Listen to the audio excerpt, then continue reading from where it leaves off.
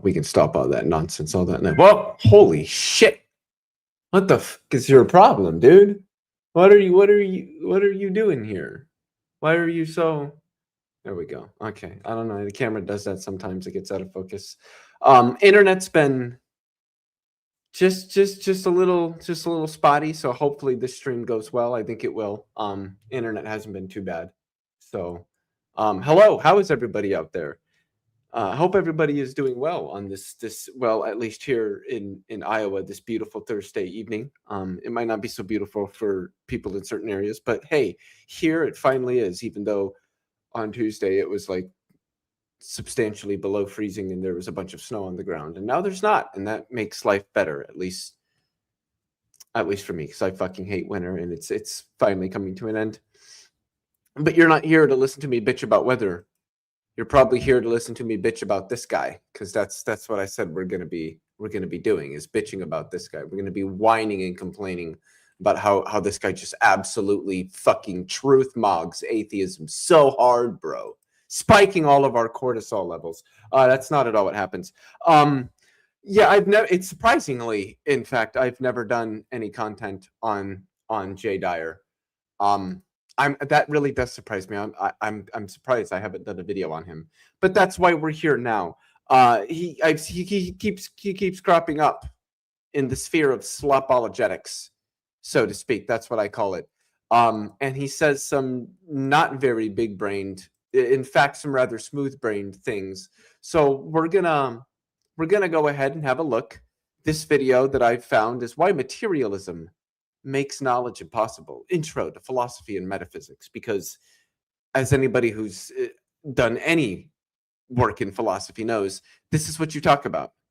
This right here is what you talk about in an intro to philosophy or metaphysics course. Is why materialism, because that's the word they're still using that word, by the way. They're totally not using a different word than materialism. Materialism is definitely the word that all the philosophers are still using. This is what you learn. This is what philosophy teaches you, is that materialism makes knowledge impossible. So I think we should jump right in here and get into why materialism makes knowledge impossible. So let's talk about why I wrote this this third book, and it's called Meta-Narratives Essays. Dyer's, okay, so first off, it's not just that this is his third book, it's that there were two more before this. This is the thing I guess I'm just now finding out. Did I know that he's written books? Should I say that like it's in quotes? Written books? Or I don't know. I haven't read them, and I don't see myself reading them at any time. But that's I guess news to me. I didn't know he's now on a third book. That's okay.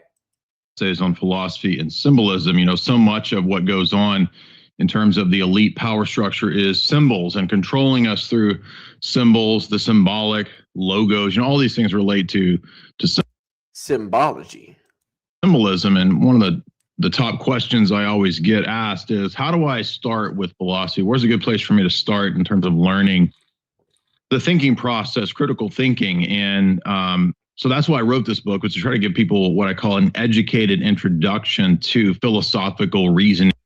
The thing is, if that's what somebody wants, if it's like, how do I get started in philosophy? How do I get started with thinking like a philosopher and examining things the way that a philosopher would?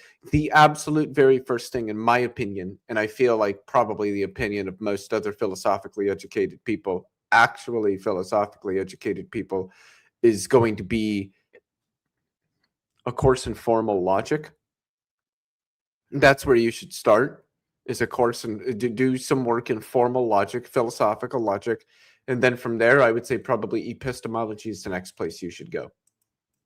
Reasoning and thinking.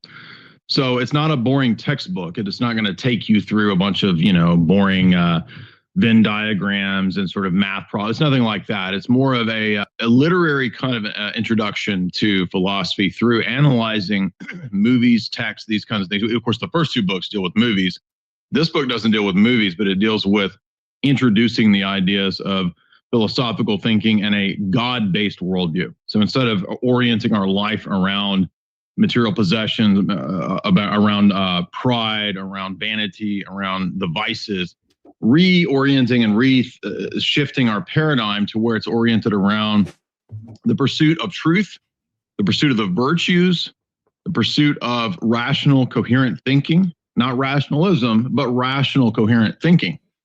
And so I begin the book by talking about what was discarded in the modern era that was so crucial to the ancient and medieval world, something that we've lost.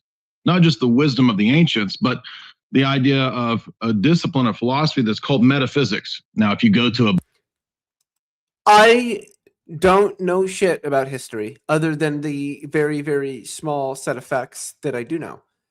Would medieval times not technically be considered ancient? I mean, we're talking as far back as like 1600 years. Would that not be considered ancient? I actually don't know, like, when it's like, okay, this much time has passed, it's ancient. I don't know what that is. I would presume that also the word medieval, I don't know how frequently that's used. I think it's referred more to as the Middle Ages. And then I know that it's divided. There's like what the early Middle Ages, the high Middle Ages, and then the late Middle Ages or something like that. Is that not ancient history? Is there like a specific delineation between those? I don't know. Somebody that knows more than me, figure this out and get an answer to me, please.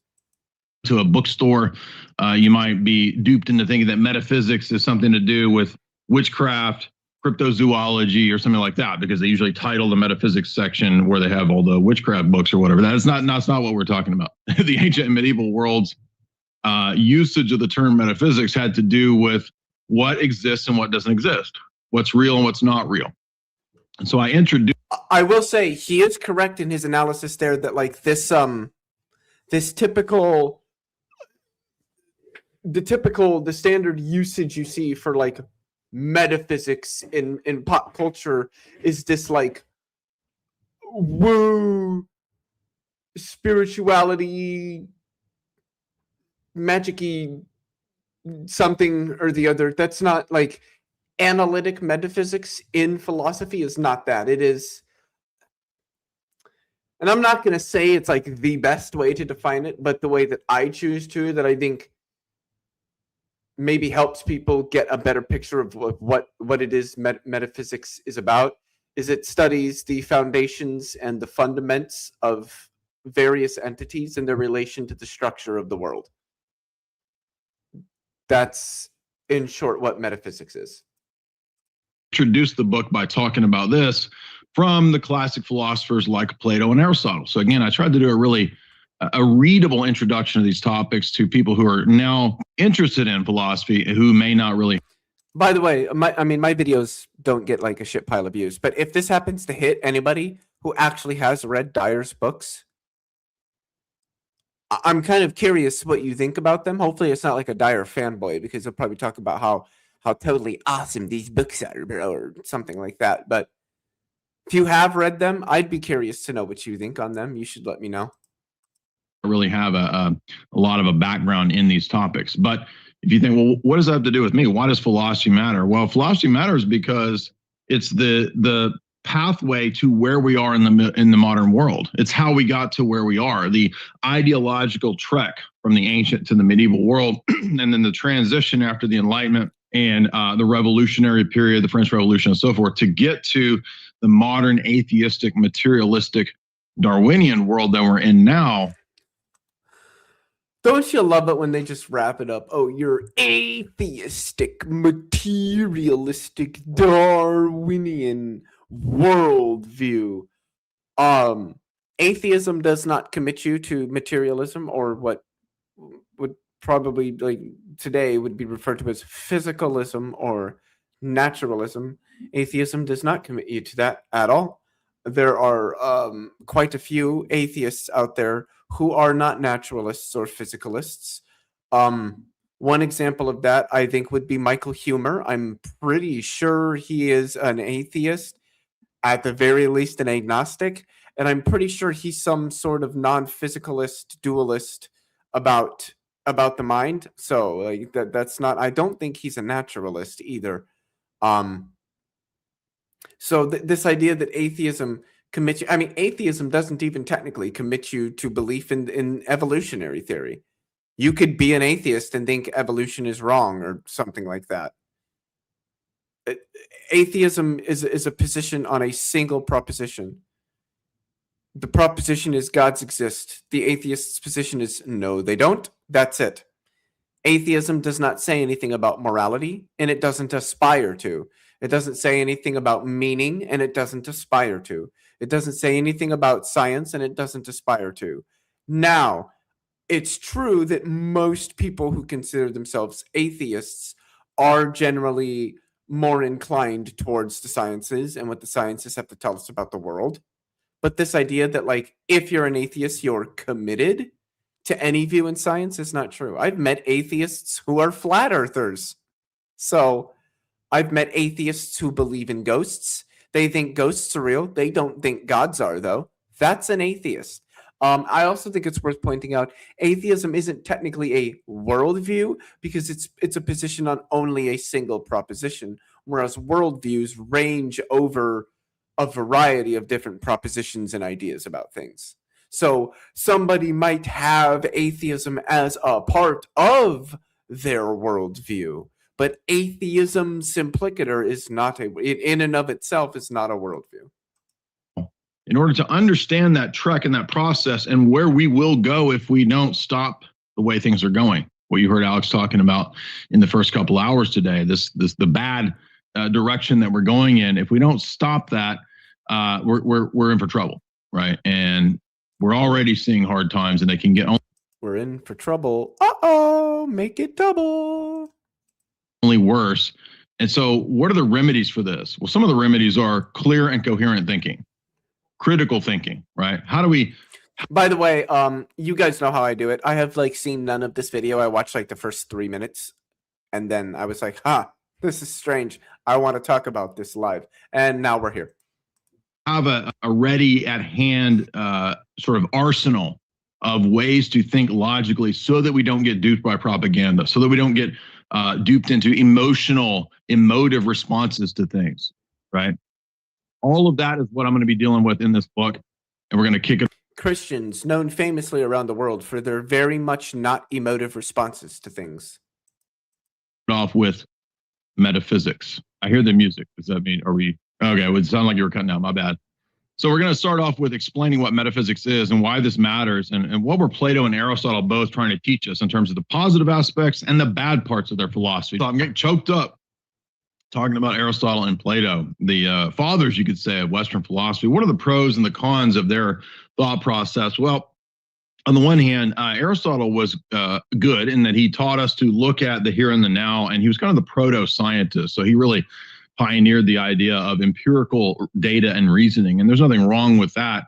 But of course, you can also swing too far to that side of the pendulum, and you can get bogged down in the here and the now and empiricism or materialism, the idea that all that exists is the material world. And so Aristotle kind of inadvertently kicks that off. But his master Plato was kind of in the other direction, right? He was the extreme of the... I mean, I guess I'm not really sure what he means when he says Aristotle kicked that off. I'm going to be honest with all of you. I really don't know shit about Aristotle or Plato. Never read them. Don't plan on it. Not because it's like their works are dumb, but there's just other stuff I'd rather read.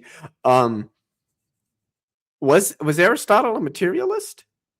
I thought Aristotle believed in some type of God, type of thing out there somewhere. I don't know. Like I said, I don't know anything about Aristotle or Plato, and you don't need to. You don't need to know. Like you could become a professional philosopher and not know a single word that Aristotle or Plato ever wrote down.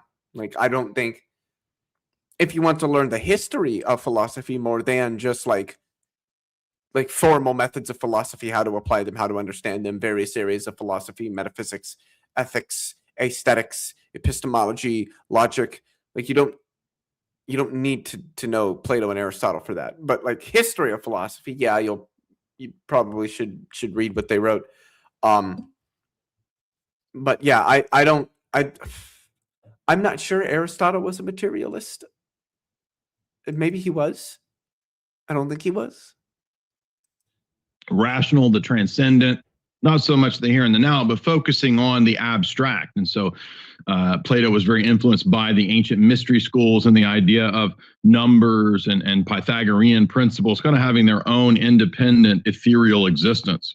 So what I go into in this book is the good sides and the bad sides of both of these guys at the very beginning, and kind of going back into not just Aristotle and Plato, but even ancient mythology itself, Homer, right, the Iliad, and how there's a lot of symbolic structures and meanings and kind of hidden things in Homer that would be divulged, I think, later on in other philosophers. They would kind of key into this. For example, there's a triadic structure that you see in Homer, where he has the notion of the underworld, there's the world of mortals, and then there's the world of gods. And we consistently see these triads or triplicities that are structured into Homer's thought. And there's actually triplicities. That's an interesting word. I like that word. I don't know if it's a real word. Maybe it is. I'm not saying that it isn't, but I do like it. I like the way it sounds.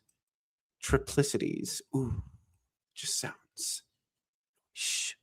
There's reasons for this, and later philosophers would kind of comment on this and bring out what some of these esoteric and mysterious elements actually meant. This by the way, this is what it looks like when you hit the bong way too fucking hard. Way too fucking hard. This is what will happen to you. I just want you to be prepared, folks. And even to the point of an overlooked kind of mystery text from Plato called the Timaeus, which was Plato's creation account. And in this fascinating document, he says that some of the forebears in Athens had gone to the Egyptian priests and learned all the mysteries of Egypt, the ancient mysteries of Egypt, and that they had sort of codified this and they were passing it down in a kind of an oral tradition. And what Plato's famous and overlooked essay, the Timaeus, is about that structure of the cosmos. Now, the biblical account, of course, in Genesis gives us the 6-day creation account in Genesis 1. And what we have in Plato is something very similar, and Plato might have even been influenced by the Mosaic account in Genesis. We don't really know. It's a lot of speculation in the academic world, but there's good reason to think that he might have been influenced by the creation account there. But of course, his is very different. It's clouded with a lot of notions of eternal recurrence and these kinds of things. And so we actually find the origin of the Ouroboros, the snake eating its own tail. We find that in Plato's Timaeus as an image of the universe itself. So the universe is kind of if you've ever seen that esoteric symbol of the egg and the serpent. This comes out of the Orphic mysteries, which are very closely connected to the Platonic mysteries of Plato. And that's a symbol of the universe. Now, the most fascinating element is that in Plato's account of the Timaeus, his cosmogony, it's a pagan account, so he's got the gods and all this stuff, but he talks about the fundamental structure of reality at a very minute level. And he talks about how it's all ordered. Yeah, I'm gonna listen to people who are talking about the fundamental structure of reality when they didn't know what atoms were or electrons. Makes sense.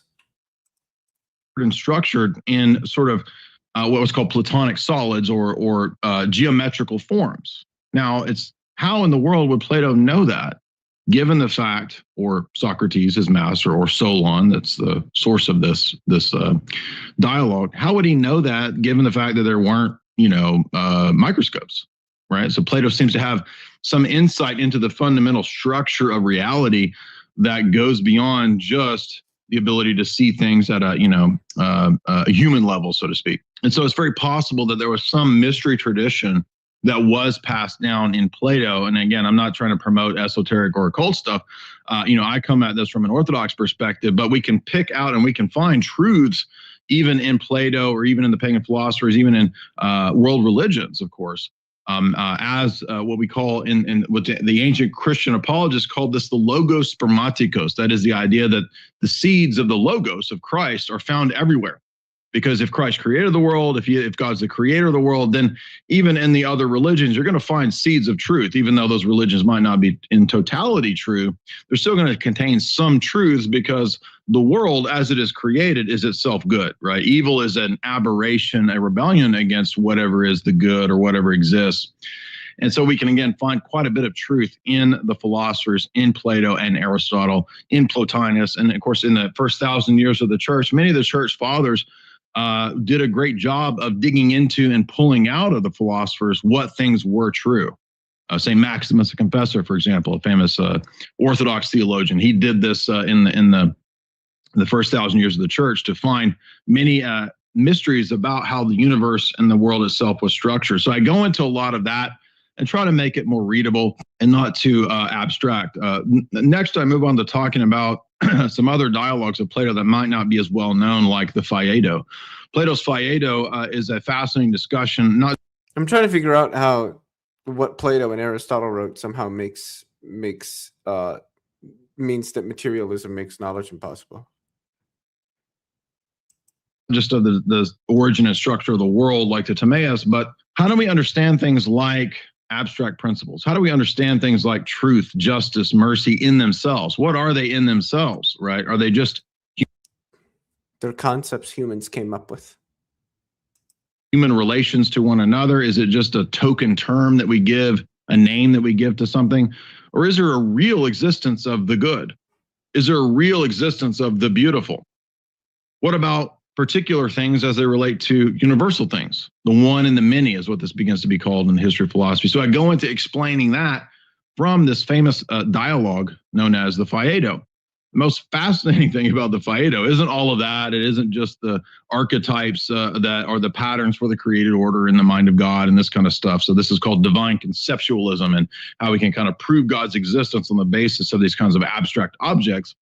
I go into the world itself in terms of the divine mind and how the world seems to participate in different levels of divine existence, right? There's a participation in God at a level of grace that Jesus talks about in John 17, where he says that we participate in God that in the same way that he participates in the glory that he shared with the Father before the foundation of the world in John 17. In the same way, and in a different mode, the world participates in God in differing degrees. Now, that's not... These jumps from like Plato and Aristotle all the way to like Jesus and God. I'm actually impressed that Jay can jump that far, because that is a massive jump. Pantheism, because there's a distinction between the creator and the creation. And so I actually critique Plato on those pagan elements and where I think he got things wrong. But what we can find that's most fascinating in Plato is an early attempt to describe fundamental minutia level reality in an ordered, structured way. So we find that the world actually has patterns and structure, Platonic solids as they're called. And later physicists and thinkers in the 20th century like Werner Heisenberg would actually go into depth in terms of discovering and vindicating some of the things that Plato talked about, again, thousands of years ago. And he's doing this from a physicist's perspective unknowingly, right? Vindicating Plato. In fact, he even stated in one of his famous essays, Werner Heisenberg, that the philosophy of the description of the world in terms of atoms, right, isn't really totally accurate. In fact, he says Plato and the Pythagoreans were more accurate because they understood that the universe at a fundamental level is energy. And at that fundamental level, it actually is structured in a highly organized way. And really, this is something that, again, ancient philosophers knew, that now modern physicists, at least somewhat revolutionary physicists like Werner Heisenberg, have argued for and noted that this shows us design, right? This shows us that it's not really accurate to say that reality is just all fundamentally energy. I mean, energy isn't an object or an entity. It's just a way of like characterizing the action or the evolution of a physical system. A more accurate thing to say is that reality is fundamentally fields, and those fields can couple to one another. And there's certainly absolutely no language found in anybody before the early mid 1900s that suggests anything like that, because nobody thought that the world was that way. In terms of it being highly organized, that just depends on what you mean by highly organized. One might say that it's very organized. One might say it's not. It doesn't appear to be that organized at all. What do you mean by organized in this particular instance? So that there's not random pure chaos in the world, but there's actually structure to the world. There is uncertainty in the world, and stochasticity, or the idea that things happen indeterministically, is certainly a feature of fundamental physics today. So, and the only way that we would get this kind of high level and low level structuring, you can even see this, for example, in the patterns that we see in nature, for example. The structures that we see in plants, the structures that we see, the Fibonacci sequence, these kinds of things. When we look at reality in that way, we can see that clearly there has to be a single divine mind involved in the. That is what? Wait, whoa, why? What? What's the argument there? What's connecting those ideas? Teleological structuring of the world, or the giving the world purpose, that it has a structure and a design, even in nature itself, that is not chaotic, it is not random. It does have elements of randomness, but it is ordered and designed. And so I go into showing how that modern physics is actually vindicated, not just the Bible, but also the ancient philosophers who were better than other philosophers, right? So, for example, Plato's better than some. Modern physics does no such thing. The other philosophers, even though he has a lot of mistakes, in this domain, he gets a lot of things right. And so that's what I cover early on in the book. We're covering the new book that I have out that will be arriving, I think, in the next several days. It should be any day now, actually, maybe in the next 4 or 5 days. And it's a book dealing with an introduction to philosophical thinking, an introduction to critical thinking through the lens of looking at classic texts in philosophy, and not just philosophy, but also literature, also the history of warfare. There's even a chapter on geopolitics and warfare towards the end. There's chapters dealing with Dostoevsky, with Nietzsche, with Kierkegaard. We look into figures like Plato and Aristotle, as we said. And as we were discussing the notion of the structuring of the universe and how there were a lot of insights into this in regard to ancient philosophers like Plato and Aristotle. Next, what I do is I talk about how that structuring of the world doesn't make sense if the world is a product of pure chaos and pure chance. And so the idea that there is no God, there is no force behind the world, no creator. It's just sort of a bunch of goo and muck that's spraying out of a black hole randomly. It really makes no sense as modern. What is this? Who believes any of this? Who believes anything like this? Maybe there's somebody out there. But I don't think that's what most people who would call themselves atheists believe, that we're just a bunch of goo and muck that exploded out of a black hole or something like that. That seems a little bit ridiculous. Modern physics and science and engineering probes the depths of reality and finds it to be so highly structured, right? It makes no sense that there would be pure chaos ruling everything, and yet at the same time, you hear the phrase pure chaos a lot from these types. Is anybody aware of what that means? What is pure chaos? Can you measure it? Does it have degrees of freedom? Like what is it? How does it work? Time we have the ability to have order, that reality itself is just basically a giant fabric that's highly structured. And so I go into that and I talk about the philosophy of creation itself, right? And so even though this is not really a theological book, it does touch on these topics, but I critique Darwinism and I critique the anti-creation type of view from a philosophical perspective, pointing out the dead ends that we would be in, the way that if the atheist kind of worldview, the materialist worldview, if it was true, this would actually make knowledge impossible. We wouldn't have the ability to have knowledge. And so I kind of go into... I'm wondering when we're going to hear what the arguments for that is. What would be the end result of a universe like that? And so the fact that we do have knowledge, the fact that we do have the ability to predicate things in the world, that we have the ability to do reasoning, to do logic and so forth, those things themselves show us that the world cannot be a purely material world, right? In other words, that all that exists is matter, right? We're not talking about materialism in the sense of accumulating possessions. We're talking about it. No, but and this is why materialism just isn't used much in a lot of the contemporary literatures, because we know that more than just matter exists. We know that like there's electromagnetic radiation, which is not matter. We know that there's a Higgs field, which is not matter. So we know that gravity is a thing, and that's not matter. So yeah, lots of other stuff that's not matter exists, but it's all still physical. It's all still a part of the natural world. And that's why you'll hear the terms physicalism or naturalism used more in the contemporary philosophy. About it in the philosophical sense of the idea that nothing exists except pure, solid, hardcore matter. That's it. This has really been deconstructed in the modern world in terms of science, which is odd because this is an older sort of Enlightenment view, the idea that all that exists is atheistic materialism. This has really been deconstructed in terms of philosophy to show that it's not true.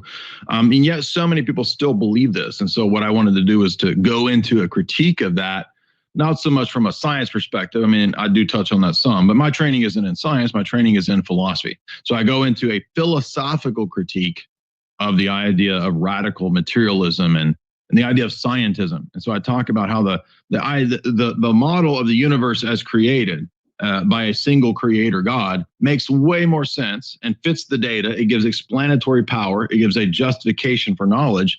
Whereas the opposing worldview, a worldview that's pure chaos, chance, randomness, meaninglessness, leads to nihilism. But atheists don't have to believe that any of that is how the world is that way, that it's just pure randomness and chaos and nihilism and meaninglessness.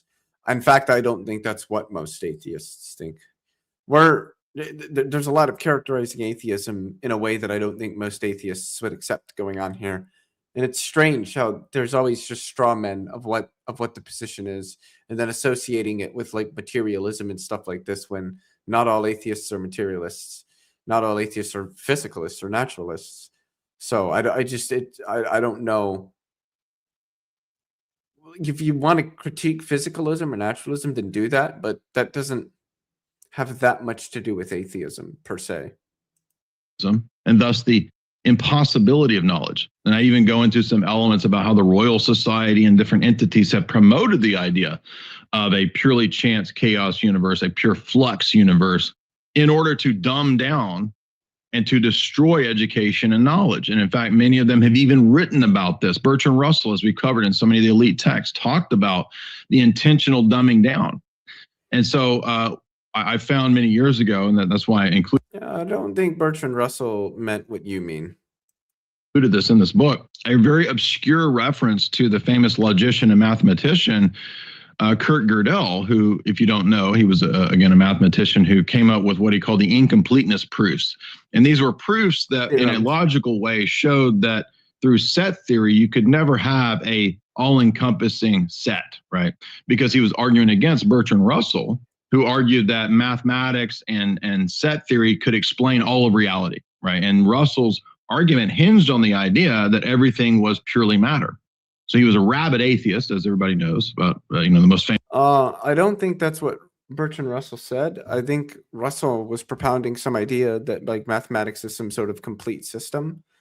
And Kurt Gödel, so people know how that very, very like Germanic name would be pronounced, came along and said, well, no, that's not the case.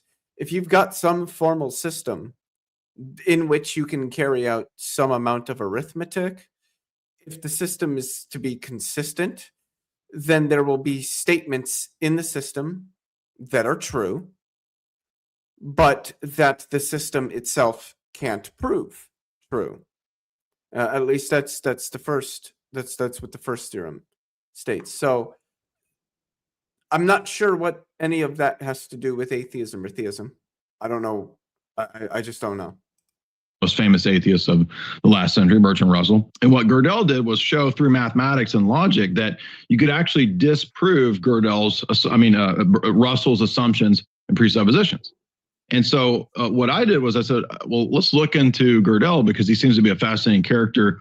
And it turns out that some of the scholars who had studied under Gödel and under Husserl and some other famous philosophers, had uncovered the fact that Gödel believed through his interactions and debates with Bertrand Russell and people of the Royal Society, that Russell was involved with philosophers in the Vienna Circle, the logical positivists, in a worldwide conspiracy, in Gödel's own words, to dumb down and destroy mankind.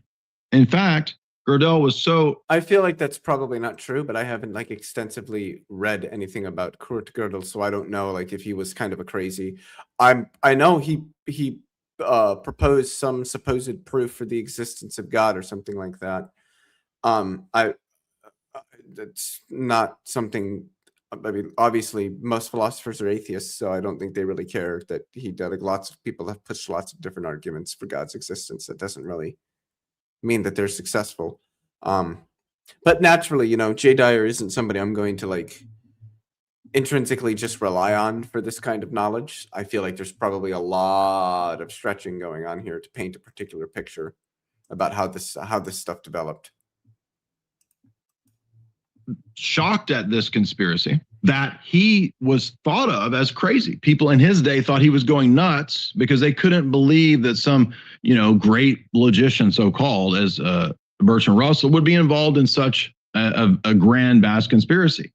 But it's not just Kurt Gödel, as we've seen, that noticed this. As we covered in the last couple months, J.R.R. Tolkien, C.S. Lewis, two of the most famous authors of the 20th century, also discovered Bertrand Russell and these other characters were involved in a vast Malthusian conspiracy to dumb down and destroy the masses, rabidly advocating. Man, this just sounds super conspiratorial now. They were all trying to like dumb people down with their stupid atheistic materialism. For this, again, everybody knows this now. Now that the Great Reset has come about, we've lectured through over on my channel and on my works. The Great Reset isn't a thing. That's not a thing. Website through about 50 or 60 of the writings of the elite now, which prove this beyond any shadow of a doubt. And it's just fascinating that one of the other great academics and mathematicians of the 20th century, Kurt Gödel, had also stumbled upon this, right? He had figured out, wait a minute, these people are insane. They're actually involved in this attempt to destroy and dumb down the masses. And not only that, Gödel discovered that Hey Jay, is the evil atheistic materialism in the room with us now? Was a conspiracy amongst some of the Royal Society intellectuals and the Vienna Circle positivists to actually censor and destroy manuscripts of famous philosophers that disproved materialism. Yes, Gödel actually talks about this. No, but so I'm just assuming by materialism he's referring to, you know, like physicalism or naturalism. Nobody's disproved that. There's people that offer arguments against those views. Those arguments, I think, are worth looking at. But the idea that anybody has like proved that there is a God or proved that there is no God, I think either way is a bit of a strong claim to make. I'd certainly be interested in seeing the argument if somebody thinks they've got one in either direction. He had discovered that they had suppressed writings of Leibniz. Now, again, this is not to say that any of these famous philosophers are right in everything that they... Well, we'll hear about what they have done, but we won't ever hear about who they is. Is this just the they-thems? The they-thems are out there destroying all this philosophy because they want to corrupt the masses with their evil, atheistic, materialistic, Marxist, woke, liberal, like throw all the words in there, and that's... It's going to destroy the world. They say. But Leibniz was a very capable philosopher and mathematician. Yes. And what it appeared to be with he's well respected, and his works are studied and read and learned by a lot of people. Now, were there manuscripts of his that were suppressed or hidden or something? Perhaps. I don't know. I have my doubts simply because it's J. Dyer saying it. Like that's the main reason that I'm doubting that. Going on here was that to suppress the discoveries of Leibniz, who was fundamental for computers, right? I mean, the logic and argumentation of Leibniz anticipated the computer centuries ahead of time, where he had this idea that you could create a logic machine that mirrors the human mind, right? And that's all straight from Platonism. Now, in order to suppress and destroy this kind of information, what And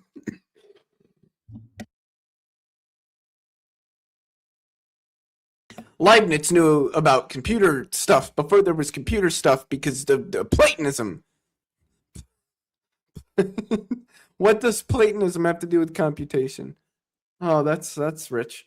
The Vienna Circle would censor and try to get rid of these texts, and that's what Gödel and other philosophers had discovered, and they were shocked at this. They couldn't believe that there were these nefarious designs amongst academics, and so I cover some of that in my book, and I get into other philosophers who had noted problems in modernism and in materialism, such as Nietzsche, Kierkegaard, and Dostoevsky. Now, doesn't mean that everything that Nietzsche, Kierkegaard, and Dostoevsky said was correct, right? I think I'm going to say something extremely controversial.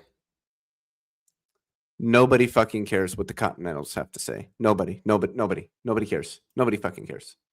It's gobbledygook. Nobody cares.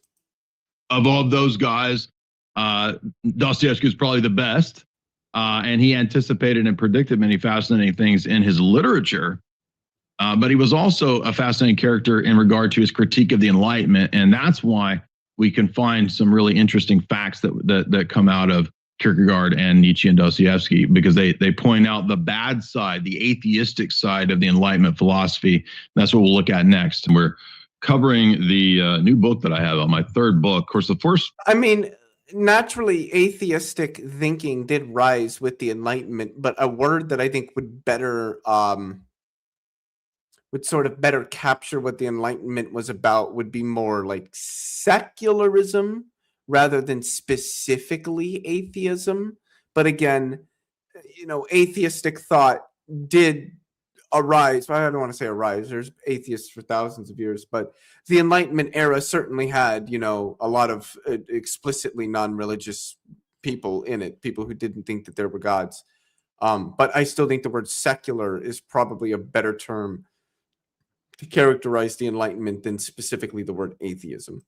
First two books that I did were essays on philosophy and symbolism in film. I did Esoteric Hollywood 1 and 2, Sex, Cults, and Symbols in Film. And we went through the top directors, the top film that cover everything from geopolitics to conspiracy to cults to mind control, MK Ultra in Hollywood. And then now this new book is very different. It's more of an introduction to, as we said, logic and critical thinking through essays. Nothing that you have said thus far, Jay, has anything to do with logic, and certainly not with critical thinking. I don't think the critical thinkers are out here saying the things that you are. Covering a host of topics related to philosophy, philosophers, literature. And we just left off talking about Dostoevsky, Kierkegaard, and Nietzsche, famous philosophers who did a critique of the Enlightenment. Well, you mentioned them and some things they supposedly said or did, but that I don't think they probably did. But I don't read continental philosophy, so I don't know. I wouldn't care if they did say those things. They were wrong. And it's not that the Enlightenment itself is all bad, but rather the excesses of the Enlightenment are the problem. And so what we get there is a really insightful critique of, as we said, the atheism, the materialism, the denial of anything transcendent, the denial of anything beyond pure passions, right? Pure bodily gratification, that man doesn't have any. Well, I don't think that's true at all. Faculties above just the desire for physical gratification. Man is basically just another phenomena of the natural world, just another monkey. And there's multiple problems with this. I mean, not beyond just the idea of the scientific critique of that worldview, but in the philosophical domain, it's very easy to show that this is pure nonsense. And so really what I do is go into multiple chapters in critiquing Darwinism, critiquing the idea of man as a pure, what's the word I'm looking for? Basically just an emergent phenomena of the natural world, right? He doesn't have any design or any purpose beyond physical gratification. I mean, if you wanted to get like really super technical about it, anything that isn't a quantum field is an emergent structure to some degree. I'm well actuallying you guys right now. Gratification, and this is a means then of control. Cue the well, that's just mereological nihilism comments. No, it's not. control, because if they promote that worldview that you're just an animal, just an ape, just cattle, then you become much more malleable and much more susceptible to control. And so what I really wanted to do in this book was to wake people up to the fact that you're not just an animal. You have a soul, you have a reasoning faculty, and you were made. I mean, even if I granted that we have souls, we're still animals. I mean, do you think we're fucking plants, dude? Are you out here photosynthesizing, every day? Like, no, dude, no. You're a mammal. You have an internal digestive system. You have a particular means of reproduction. We're animals. Humans are animals. Humans are fucking animals. Okay, this is not controversial. Were made for a higher purpose than just physical gratification. You were made to be an eternal living thing, right? You were made to live forever. And so then why don't we? Next, I go into elements in Egyptian theology and philosophy, again, compared to the biblical account. So there's both pros and cons that we can find in ancient Egyptian theology and philosophy, where we find not just a creation account on the part of the deity or the monad or the one, but even in terms of the structure of reality itself, kind of being this binary thing where there's a fundamental energetic created realm, right? That's structured in a highly structured way that revolves around being and non-being, or on and off, right? And we can see this in terms of electricity, right? Where the current, the way it flows, and when you turn a thing on, right, you see that the current flows, or it's interrupted and it can't flow.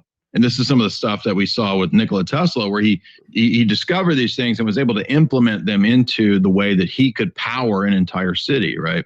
So Tesla. Oh yes, Tesla, famous discoverer of circuits. Pretty sure people knew about circuits before Nikola Tesla. Maybe I'm wrong.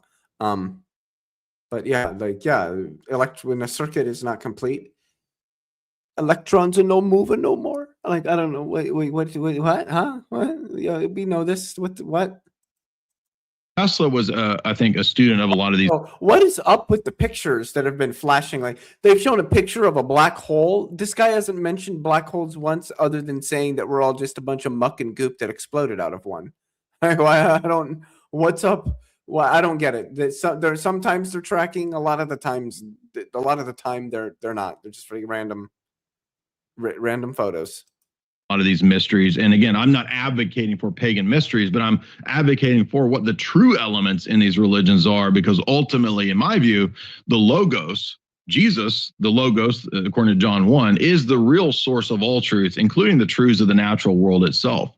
So we can find elements in Egyptian theology or in Platonic philosophy. Okay, somebody that knows more than me, correct me if I'm wrong. Don't they call that perennialism or something like that? The idea that there is some kernel of truth in every religion or something. Is that what perennialism is? I feel like it is, but I'm not certain. Is Jay Dyer a perennialist? I mean, maybe he is. I don't know. Philosophy that are true, and a lot of these things, maybe not so much about God himself. I think that the philosophers and the Egyptian thinkers, they were able to discover a lot of things about the natural world that were true. But when it comes to God himself, not so much. They're not very good in that domain, but they're pretty good when it comes to insights into, for example, fundamental structure of reality. And so I go into how some of I don't think the Egyptians or Plato or anybody post or pre 125 years ago, maybe not even that, knew anything about the fundamental level of reality, because we didn't know what we didn't know what that was. I mean, it was in like the late 1800s that Lord Kelvin said, yeah, physics is done. We've got it all figured out. We just got to refine things, sort of button everything up, and then everything will be fine and it will be finished. And then quantum mechanics entered the chat and slapped everybody around for a couple of decades until we got, a lasso in the room and were able to kind of sort of get it under control, sort of. Some of the gods and some of the deities, even in the Egyptian pantheon, seem to have been symbolic of or represented forces in the natural world. And so if we have... Oh, yeah, we see that like all over religion. Zeus, lightning, Poseidon, earthquakes, ocean. He also was the god of horses, I think, which is strange. Yeah, we see that all across religions. In my opinion, I think the association of deities in various religious traditions throughout history being associated with various forces and what have you in the natural world is something that would be more expected under a naturalist worldview than otherwise. So yeah, that's replete across religious history. We have that interpretation, we can actually derive quite a few fascinating, what would eventually become scientific principles out of the Egyptian theology and philosophy.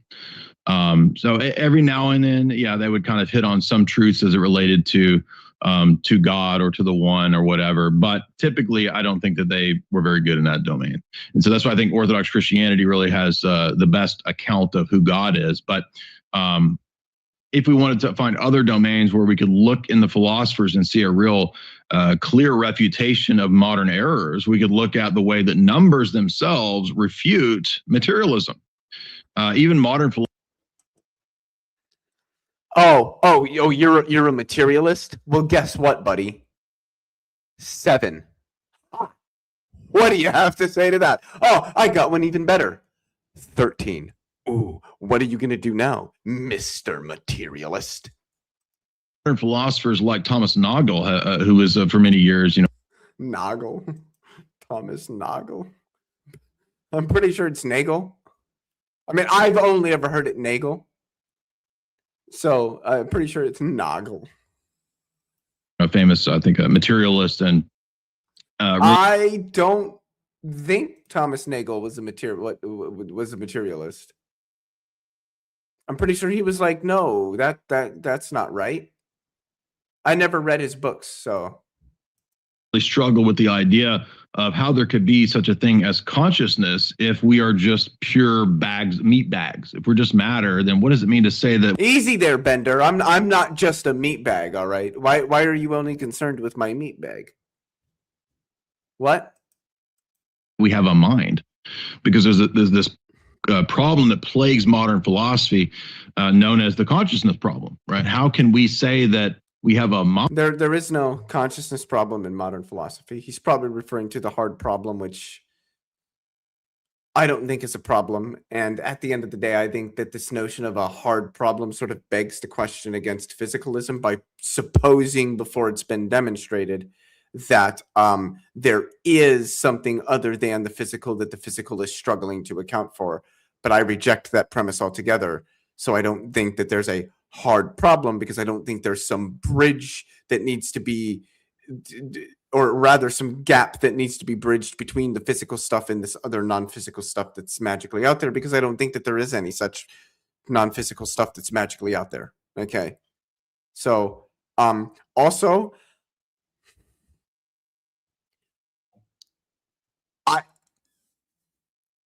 I don't know. I'd have to go back and look at the 2020 Phil survey. I don't know if they have a question on specifically whether or not there's a hard problem of consciousness, but I would be curious. It would be interesting if we could like go back in time and poll modern Western analytic philosophers in like the 1990s about the hard problem of consciousness, and then pull them today. And I guarantee you that there would be, whether or not it's still a majority that think that there is one, I guarantee you that there would be a rather substantial drop in the number who think that there is. Most philosophers are physicalists. That number actually goes up when you go from all respondents to specifically philosophers of mind. So even if we grant this hard problem of consciousness, it isn't enough of a problem to defeat physicalism. So a mind when all we are is molecules. Because what molecules make up mind? What molecules make up the self? You can. Oh man, you know, it's amazing to me how none of these people understand the concept of emergence. I don't get it. Which molecules are mind?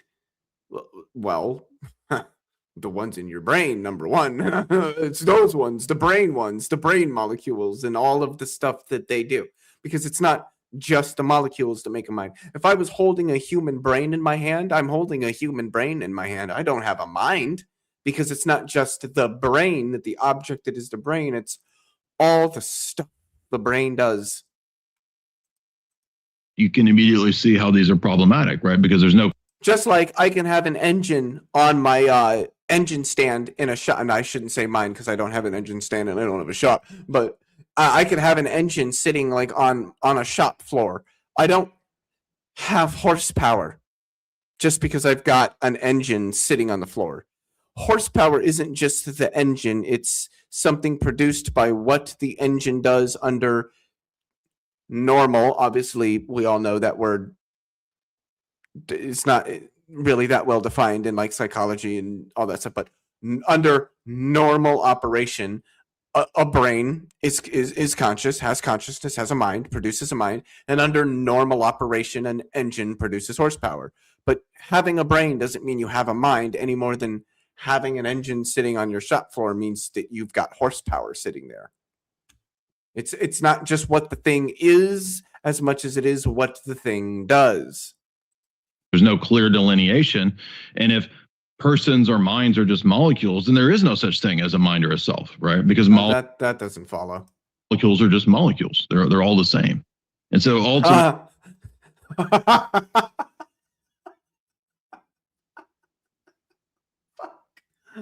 that one really pissed off the chemists.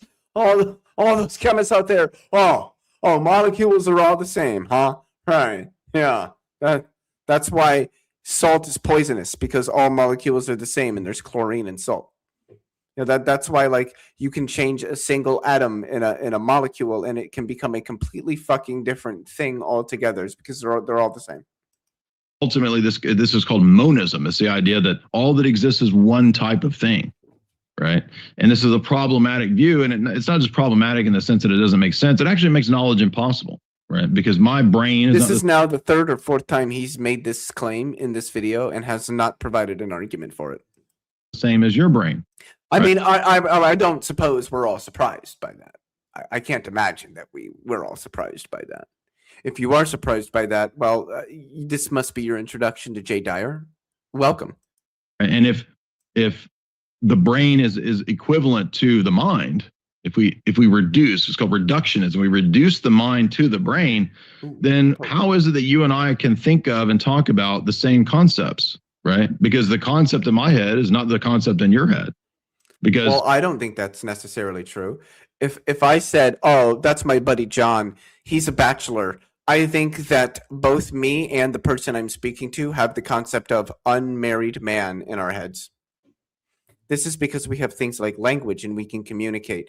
And a lot of the various concepts and conceptual apparatuses that humans have aren't so much just a feature of a single human mind as they are features of humanity. And I don't want to say like collective consciousness, because then people are going to think I'm saying something that I'm most certainly not saying, like that there's some sort of hive mind or something. But I do think that there is a notion of a collective consciousness in humans that helps build a lot of the conceptual apparatuses and what's the other thing I was going to say?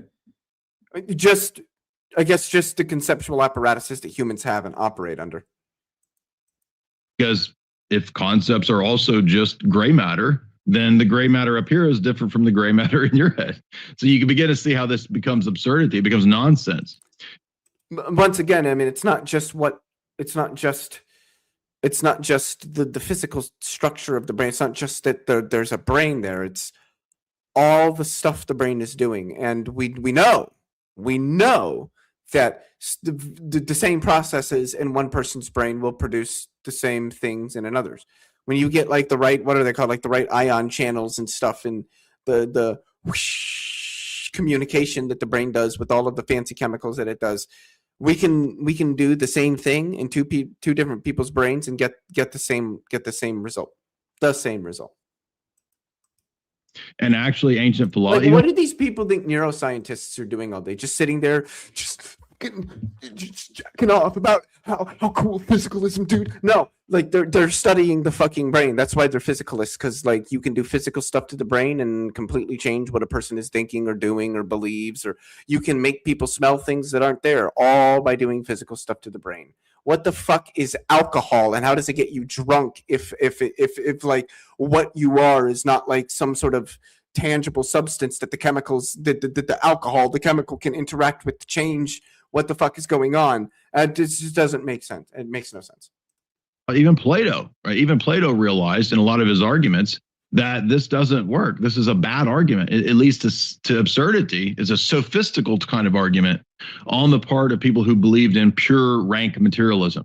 And so Plato would rank materialism. I'm going to start using that. Oh, I'm a rank materialist. I'm just, oh, my materialism is so fucking ranky. You wouldn't believe it.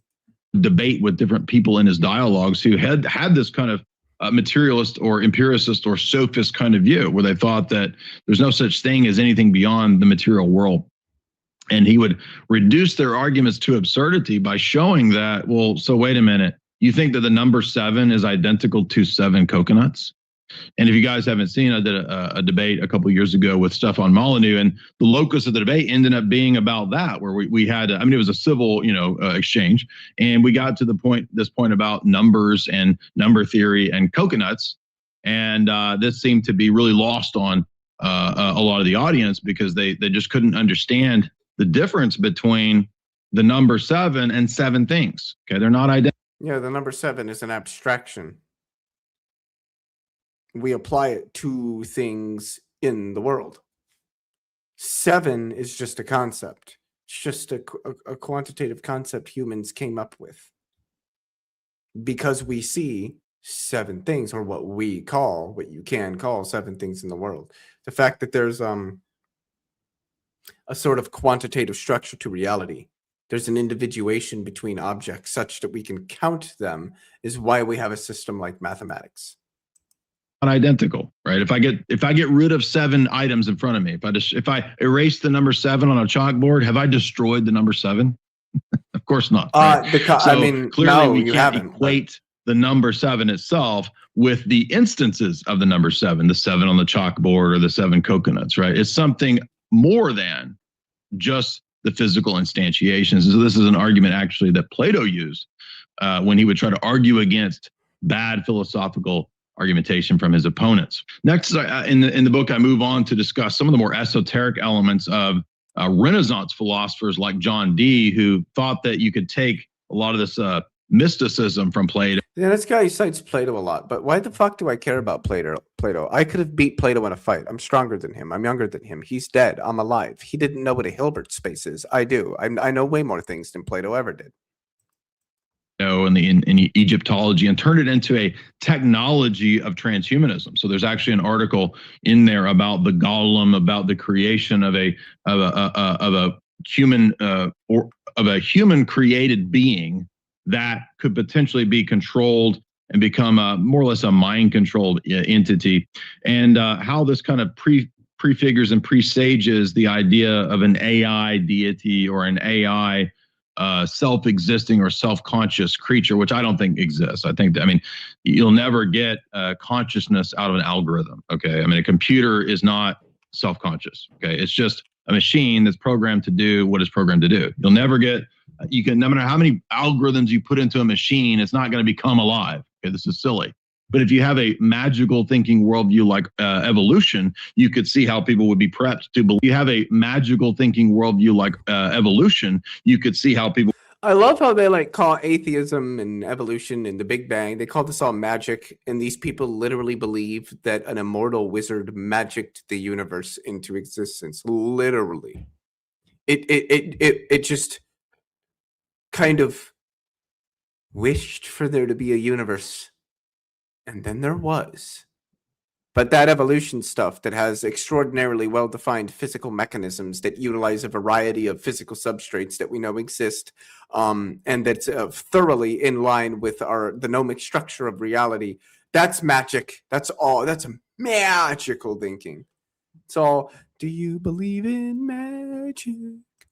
People would be prepped to believe that more complex machines somehow mean that it's alive. You see, it's absurd. And so I go into this essay critique patently absurd, sir.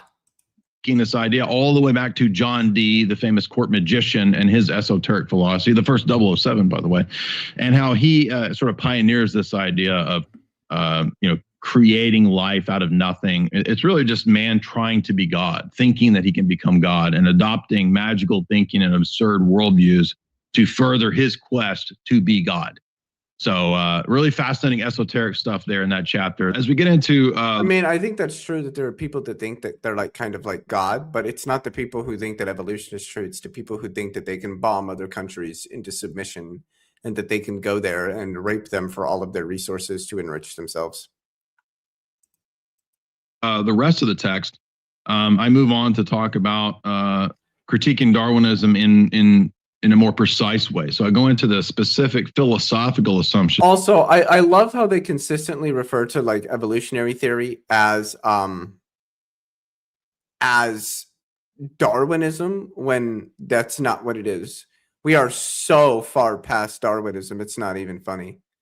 The evolutionary theory, the term that describes it, as I understand it, I believe is the integrated synthesis. So there was Darwinism, and then there was neo-Darwinism, and then there was the modern synthesis, and now there's the integrated synthesis. If memory serves. So this harkening back to Darwinism, it just shows how little they actually understand anything about evolutionary theory and how it's developed over the last, hell, even 20 years. Assumptions of Darwinism, and most people don't critique the Darwinian philosophy this way because I think a lot of people just don't know about philosophy. So if you're looking for a way to have a unique upper hand in the debate or in the discussion about these topics, my book will, I think, really help you to do that, because it helps us to understand that the Darwinian thesis primarily isn't a scientific thesis. It has elements that border on science, but I mean, yeah, it is. It's a hypothesis that seeks to explain various features of the natural world that has been that made novel predictions about how we could expect the world to look, that has been confirmed through a variety of experiments and observation, that has led to the development of a variety of different technologies and methods that we can use for improving our lives. It's 100% scientific. By every measure of what a science is, evolutionary theory is very much scientific. That's why we call it a scientific theory. But really, the Darwinian thesis is a grand metaphysical narrative structure. It's an assumption about man's origins and man's destiny. And so much of that is not proven by empirical sense data. It's actually something that's a leap beyond empirical sense data. And very little of Darwinian theory and philosophizing is actually based on empirical science and data. Now, I'm not saying... I mean, it was developed by empirical sense data, by looking at what's happening in the world, making guesses about what we can expect to happen based on what we know, and then performing further controlled experiments to figure out whether or not those things happen. That's literally what it means to do like empirical research. Very much empirical. I'm not saying all of it isn't, but very little of it is. And so I go into how this is actually weaved into the alien mythos. I go into panspermia and how this is a deception in my view, and how we have two models for the created order as well. One that's random, pure chaos and mutations, and the idea that mutations give rise to life itself, which is again something arising out of nothing. Well, I mean, not really. This is just a confusing evolution with origins of life. Nothing, which is impossible. It's basically an atheistic version of a miracle, right? So the irony is that the atheist materialist worldview constantly posits miracles, events that have no explanation without anyone behind that, with no creator, with no mind behind the creator. But they're not events without explanation. We have explanations for why they occur. Also, that's not what a miracle is. Miracles generally are understood as being some sort of something that falls out of accord with the gnomic structure of reality, something that runs counter or is recalcitrant to the laws of nature. The created order, no purpose in the created order. Everything is pure random chance and chaos, which is itself and nobody thinks that everything is pure random chance and chaos, because the universe, at least at classical scales, is almost entirely deterministic. All of these things are determined by antecedent causal factors. This is something known as causal determinism, but they're also determined in some sense by what the laws of nature are. They follow the laws of nature, something referred to as gnomic determinism. So yeah, not this random, unguided, chaotic. That's not at all. That does not even remotely characterize evolutionary theory or our understanding of it or how it developed. A self-refuting presupposition and worldview. So I go into demonstrating that in the book with philosophical and logical precision. We go into a lot of the other mythologies, a lot of the frauds that have been famously propping up the Darwin narrative for so many decades, including Piltdown Man, these famous frauds, Ernst Haeckel and his numerous drawings that he supposedly proved, the transition stages from. All of that gets critiqued.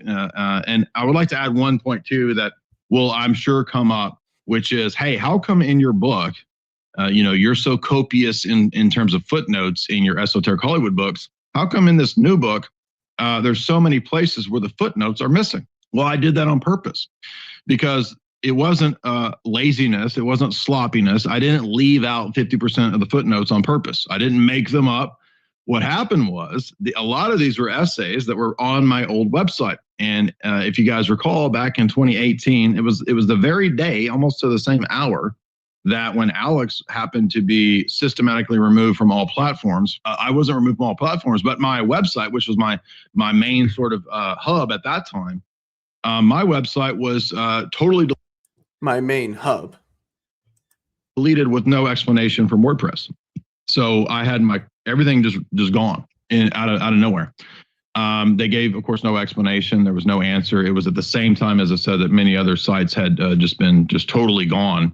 And, that was pretty devastating to me at the time. I had to rebuild everything from scratch, completely rebuild a whole website. Cost me, I think, $7,000 or $8,000 of my own just to do that out of nowhere, out of scratch. And so when I exported the website after that mass censorship campaign, a lot of the essays, a lot of the links, and a lot of the hyperlinks were broken. So I intentionally left this that way on purpose because it's a testament to the tech censorship, to WordPress basically destroying hours and hours of research. So I have no idea what all of those footnotes were. I mean, a lot of these were essays I wrote. I wrote hundreds of essays in my 20s and 30s, and so I would never be able to find all of these footnotes again. Now that's about, as I said, maybe 40% of the footnotes are gone. But that's why, right? But I can already anticipate there's going to be people who will, they'll write Amazon reviews and they'll be like, he didn't cite his sources, he's a fraud. Well, this is the reason why. It's because my website got destroyed and they destroyed a lot of the footnotes. So that's why. But as I'm looking through many of the essays, like there's a couple of them where 90 to 95% of the footnotes are all still there. So it's not all of them, and you can see that clearly I did my homework. It's it's a solid work. I'm happy with it. I think you'll enjoy it. And then so next we move on to topics like cryptography. There's a whole essay on that, how it relates to again computers and the rise of AI and quantification. There's a couple chapters on David Hume and Immanuel Kant. There's a chapter on Marxism in the Frankfurt School. So I do a critique of Horkheimer and Adorno in their book, Dialectic of Enlightenment. There's a chapter where I go into Machiavelli. And this sort of concludes the book because, again, a lot of people don't know that Machiavelli wrote another book called Art of War, right? Sun Tzu isn't the only person that wrote Art of War. Machiavelli, who everybody knows in terms of the Prince, wrote another book that's actually the book that initiates modern warfare. So ancient and medieval warfare was constructed and done in a certain way, conducted in a certain way. And Machiavelli's book is the first book that really revolutionizes warfare to be done in a, quote, modern way. I doubt that was probably a book. I have a feeling that probably had to do more with technological developments. I think that's probably like the main thing that's changed how warfare is done over the course of human history is the developments in the technology that we have for killing people. And so there's some fascinating elements in that book, especially chapters 5 and 6, which deal with false flags, which deal with trickery and deception, deals with religious engineering, right? That warfare should engage in religious manipulation on the part of the state. Now, it's true that prior to Machiavelli, yes, warfare always involved deception. It always involved going against principles of, honor, chivalry, and so forth. But what's different is that in the ancient and medieval world, or especially in the medieval world, when you had the influence of Christianity, Christianity had a lot of moral influence even on warfare. And so they tried to temper as best you could. The church, the society tried to temper the brutality of warfare that was so common in the ancient world with Christian and biblical principles. And what we see in the rise of modern warfare is really the return to barbarity in a lot of ways, and the prevalence of a lot of really skullduggery, deception, and nefarious stuff. And I pinpoint Machiavelli as being a key figure in that regard. And his book, Art of War, gives us this modern warfare. So you can go to my website. You can get the book there in the pre-orders section at jaysanalysis.com in the shop. Alrighty, we can cut that out. That was, like I said at the beginning, I had only watched a couple of minutes of that at the beginning and was like immediately intrigued by this guy Jay Dyer. As the title of the video says, I'm not even remotely impressed. Funny that was an intro to philosophy and metaphysics, and not once did we even get a definition of what philosophy or metaphysics are really supposed to be. I didn't hear him talk much about like epistemology and what that is, formal logic, ethics, meta-ethics. I didn't hear him talk about things like parts, wholes, properties, structures, relations. He used the word structural. I didn't really define the word. He didn't really define a lot of what he said.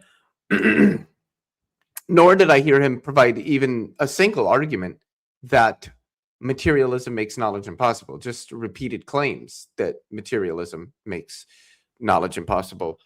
So yeah, not even remotely impressed with Jay Dyer. I wasn't expecting to be impressed. I don't think any of you are probably impressed. I guess with that, I do have to use the restroom really, really badly. So I'm going to leave you guys there. It's Thursday. It is Thursday. I hope you guys have a wonderful weekend. I don't know when I'm going to be live again. I got one debate up. It's a debate that I had with made by Jim Bob over on Mega Bloodbath Debates. There's a few other debates that I'm going to try to get up hopefully in the next week or so. So if you're interested, keep an eye out for those. And like I said, I hope you guys have a wonderful weekend. If you're in the right areas of the world, I hope you enjoy the beautiful, beautiful weather that we're having, particularly if you're in the Midwestern United States. We're supposed to have a really nice weekend. And yeah, I'll catch you guys in the next one. Y'all take care.